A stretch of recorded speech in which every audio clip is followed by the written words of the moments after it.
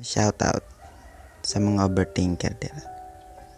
By the way, ayaw na magkatingala kung nga na yung ma-partner kay ka na mo na pasabot na di ka gusto mawala sa ilaha.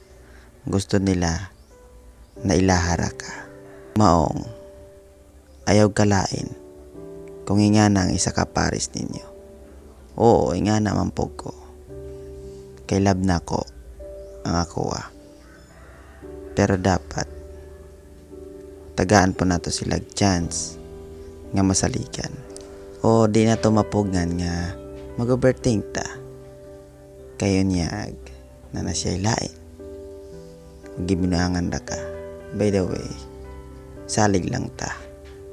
Mintras wala pa na gabuhat o ka nang gi-overthink nimo.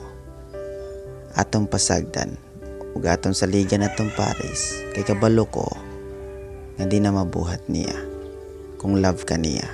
Maong pagsalig lang sa usa para mas strong inyong relationship.